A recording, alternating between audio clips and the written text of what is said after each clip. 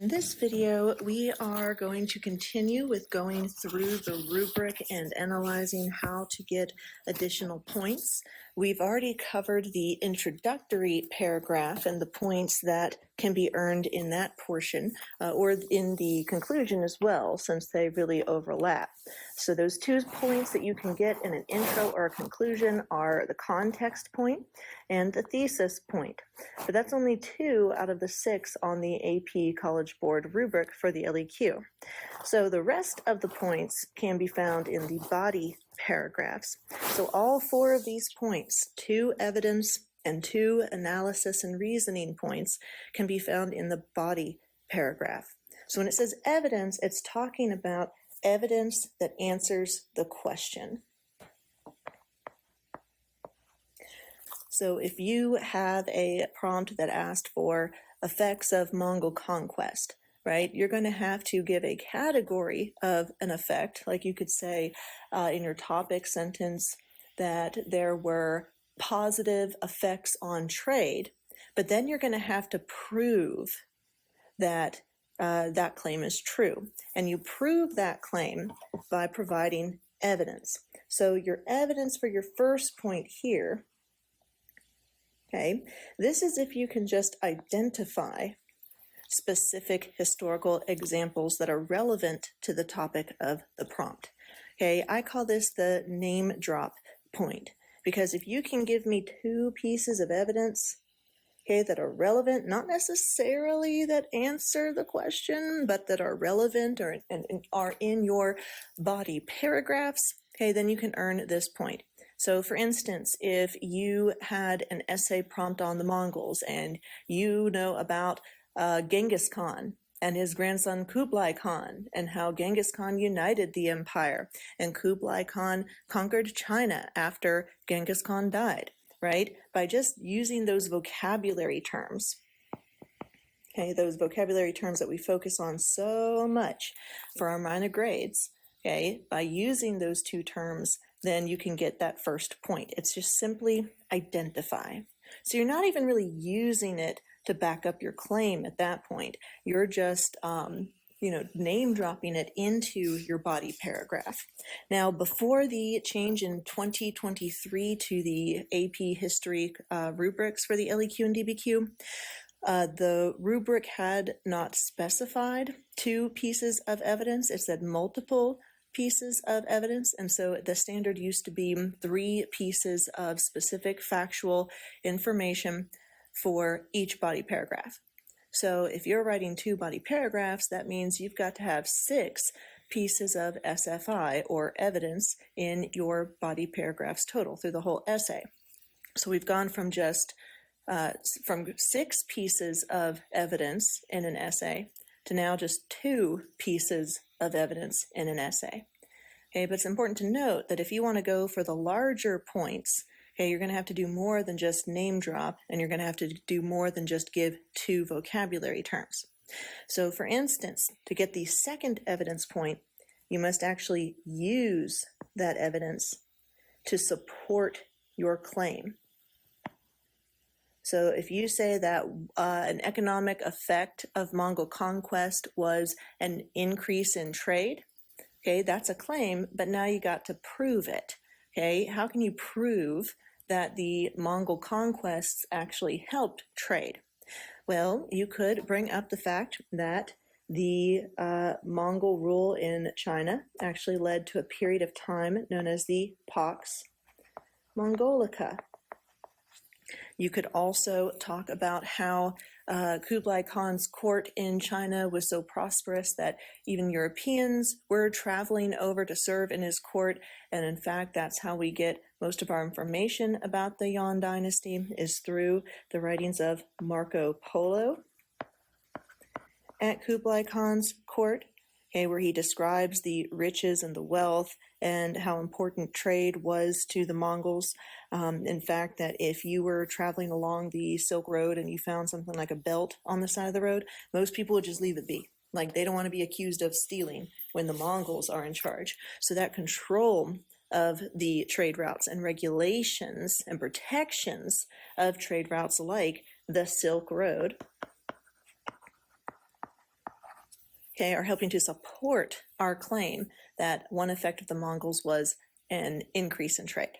So with this, you even have 3 pieces of specific and relevant evidence. So if you describe those pieces of evidence and you tie them back to your claim like positive economic effects, then you get this second point. The next point in the body paragraph is the analysis point. So this first point is the easy one.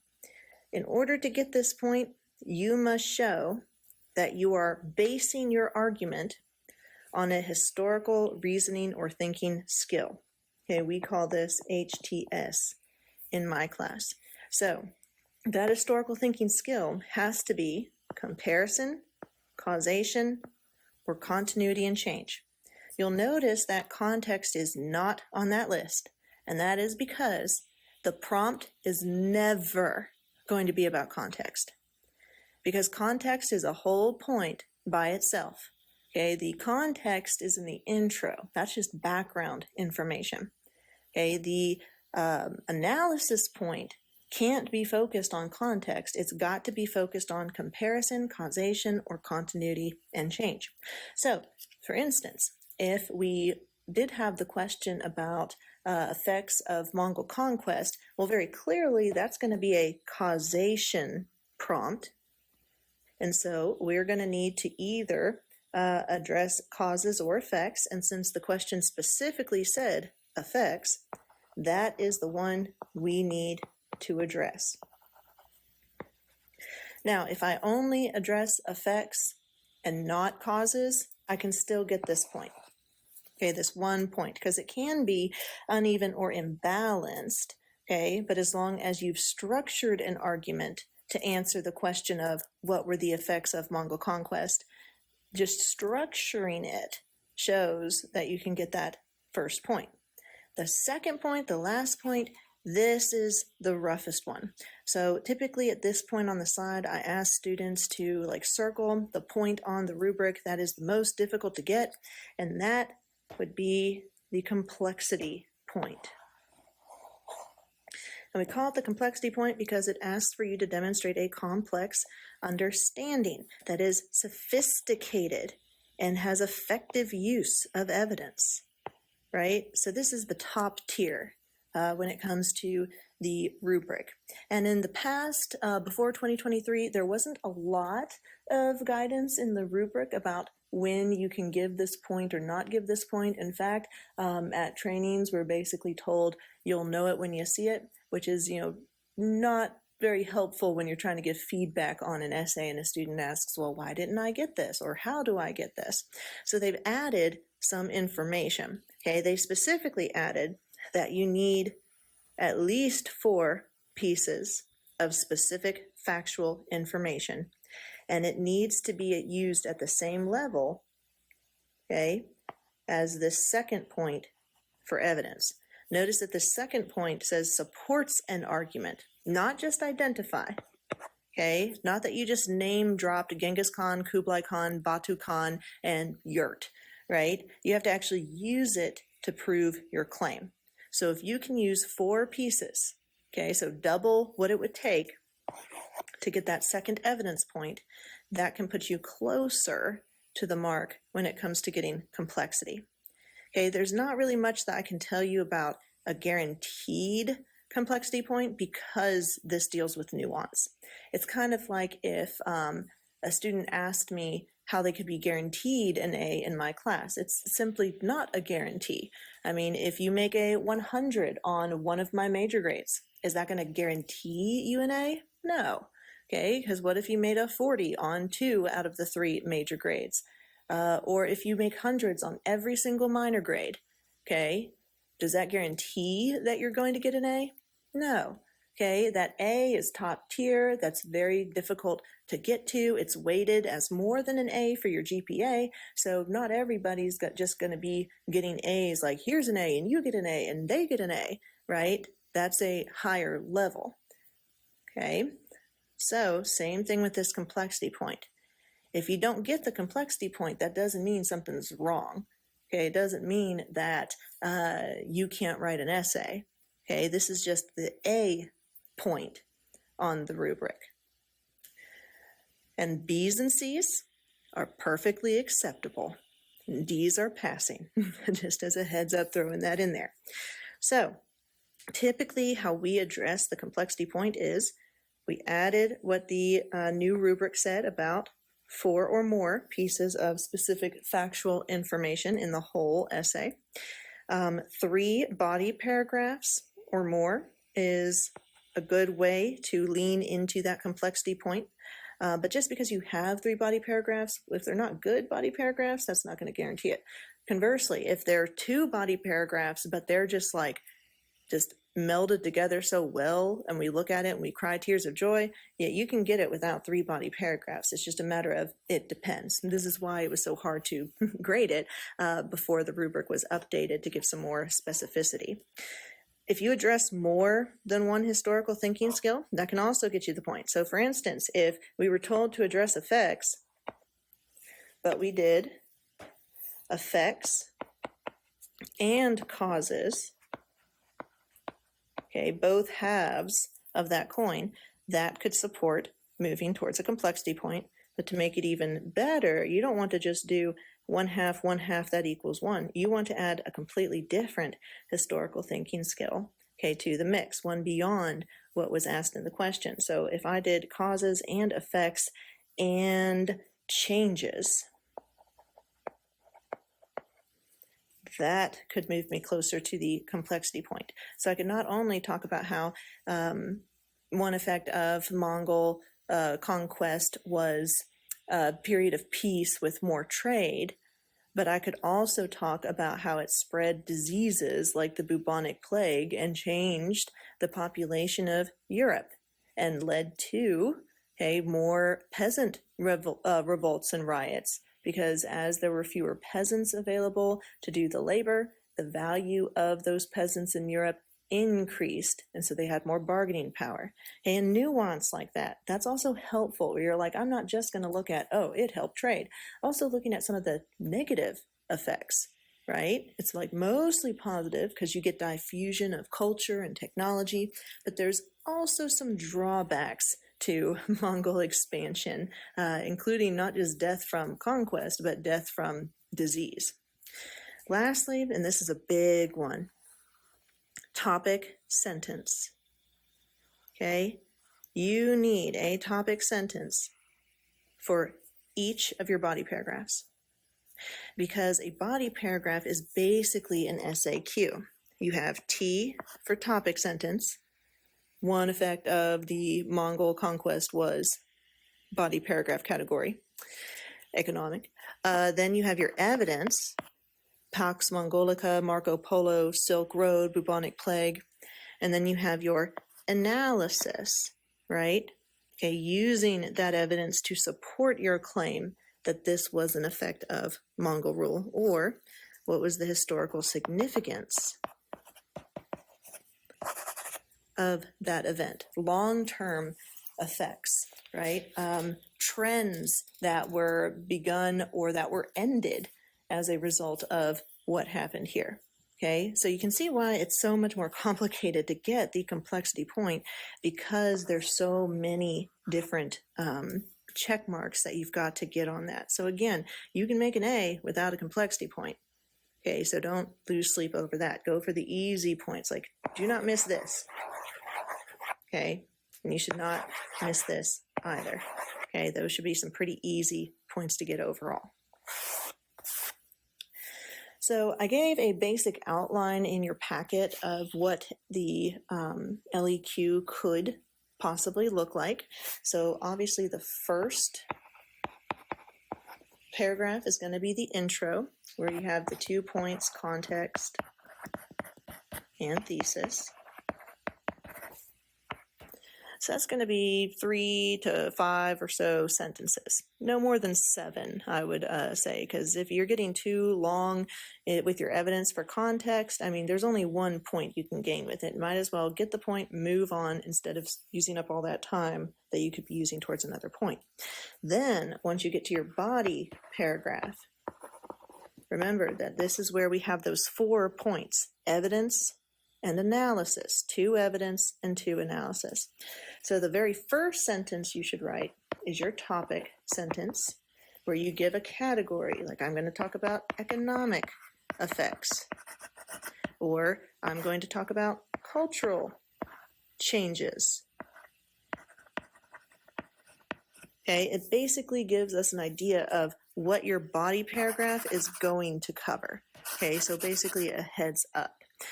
That on an SAQ is worth 1 point if you can just give me an answer. This is similar to, y'all may have heard of ACE, A for answer, is the same as a topic sentence. The next part of our T acronym is evidence. Now, another way that it's been used before with acronyms is cite. Guess what you're citing? Evidence. Not like, oh, here's a work cited and here's the book I got it from, or I heard this once in Miss McNeely's class. It doesn't mean that kind of citation. It means, can you provide evidence that proves your claim? If you said that this was a positive economic effect, well, you're going to have to prove to me that it was positive and that it was economic and that it was an effect. Okay, then after you have evidence, and you can have multiple pieces of evidence, right? Because an SAQ is just answer, cite, explain, or in our case with TEA, analysis. These are 2 points each for Miss McNeely's grading of SAQs. That's just one SAQ right here. Okay, if I'm writing a body paragraph, I'm not going to start over in the next sentence with, oh, here's another topic, because that's a whole new paragraph. Instead, I might go topic sentence, Pax Mongolica, Silk Road, Marco Polo, here's why it's significant, the bubonic plague. Okay, or I could just simply do 2 pieces of evidence and analysis. Okay, it really just depends on the prompt that you get and how you answer it. So that's why in this chart, okay, I've listed, hey, here's your TEA. You can have multiple pieces of evidence, multiple points for analysis, but you can't just write a body paragraph that's 1 sentence here, 1 sentence here, 1 sentence here. That is not a body paragraph. You're going to want to give multiple pieces of evidence proving your claim or your answer. Then with your conclusion, technically you don't need a conclusion. It can help strengthen your claim to a complexity point, but really it's just the same points you got in the intro. Your thesis point and your context point. So it'd probably behoove you more to simply focus on a 3rd body paragraph with more evidence for complexity rather than just repeating your thesis. But sometimes when we write our first thesis in the intro, it's not very good, or we reevaluate it as we're writing and we've had some time to think about it. And so we do encourage you rewriting your thesis just in case at the end of your essay, in case the one that you thought was good in your intro didn't quite meet the threshold. So with that, really quickly, I want to go through and give an example of an SAQ that could then be expanded into a essay.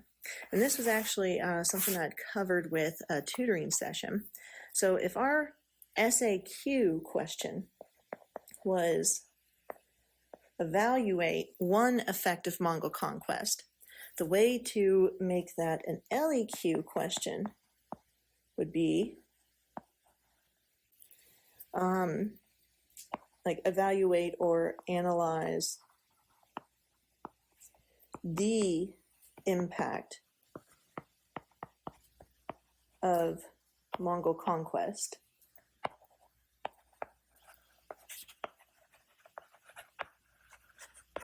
from, and then obviously it would have to be period 1, because there are no Mongols really, and no Mongol Empire at least, after period 1. Okay, so notice that the difference is with an SAQ, it says, hey, give me 1, and it does use a historical thinking skill, 1 effect. With an LEQ, you are looking at multiple effects, okay, of Mongol conquest in a time period. Okay, So, I mean, it just does say like impact, like singular, but in reality, it's talking about it had a huge impact, but in what ways? Are we talking economic, religious, cultural, technological? Okay, going back to those 6 world history themes, in my class at least, that could help you organize or just chunk your evidence into different boxes, different body paragraphs.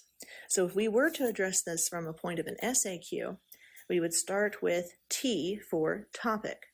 One effect of Mongol conquest was the cultural diffusion of disease. Here I've just answered the question. Now, if it said identify one effect and we said bubonic plague, that'd be fine, right? Because identify is just literally give me an answer, okay? But with evaluate, analyze, describe, you've got to give more. You got to do that 3 to 4. So first sentence, topic, I answered. One effect was cultural diffusion. Of what? Disease. Not of language, not of religion. I'm focusing on disease. But notice how I didn't say bubonic plague up here. Okay, because we want to save our evidence for our evidence section. So now I've got to prove that some disease spread. So the bubonic plague was spread by the Mongols as Genghis Khan expanded his empire. Okay, so we've got 2 specific pieces of information that were not in the prompt. So we got bubonic plague and Genghis Khan. And we not only gave those 2 pieces of evidence, okay, we can also expand upon that by describing and defining. So we could focus on the bubonic plague, a contagious, airborne disease, was spread by the Mongols as Genghis Khan expanded his empire using biological warfare,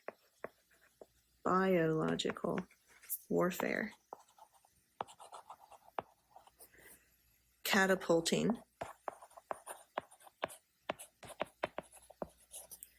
diseased dead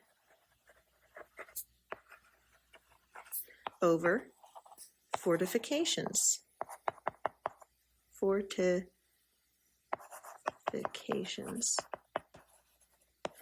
Okay, because the Mongols would sometimes hold a siege, right? Like lock everybody in, not let them out, not let them get supplies. Okay, so not only have we provided evidence the bubonic plague is one of the diseases and Genghis Khan spread it as he expanded, but we also explain how conquest specifically spread this disease.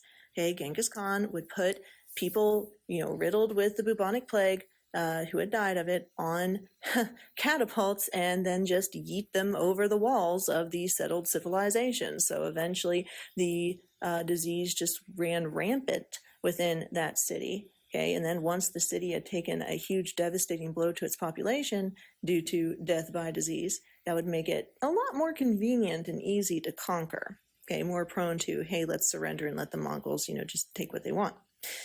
So here, we would have earned both of the evidence points. Okay, not only can I identify vocab that applies, but also can I use the vocab to defend my answer, my topic sentence. The last point is the most difficult point. Okay, this is where we explain, we give our analysis or historical significance. This is the part that students tend to struggle with. Okay, and that's because sometimes it's hard to understand, like, what is historically significant? Well, that's why it's higher order thinking. So with historical significance, you need to look at long-term impact, something that goes beyond the obvious. Like, yeah, the Mongols clearly spread bubonic plague, right? Through conquest and through trade. Okay, that's just like basic memorization, though. Here's an ID term, here's the definition, here's how it spread, the who, what, when, where, why. We want to go beyond that to, then what happened because this happened. So for our A of analysis, I like to tell y'all to start out with this, which I wouldn't recommend doing in Mr. Baker's class because you're supposed to be on a more coherent, complex, sophisticated way of writing, but we're just doing basic building blocks here. So this effect was historically significant because once the bubonic plague diffused to Europe, the death toll reached to the millions. If you want to go further to get both the analysis points, go for that complexity point. Why do we care that the bubonic plague killed millions of people in Europe? Well, because it led to the end of the feudalistic social hierarchy. How did it lead to the end of feudalism and serfdom? Well, the bubonic plague mostly wiped out serfs.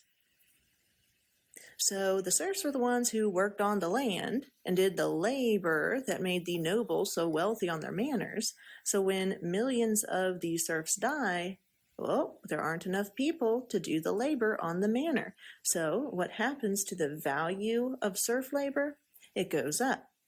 They then have more bargaining power, okay, to increase their wages or their demands or their rights. And so they're going to start saying, hey, you need us because there aren't enough of us to exploit. Therefore, this system got to go. That's historically significant. Okay, that's changing an entire social system in Western Europe.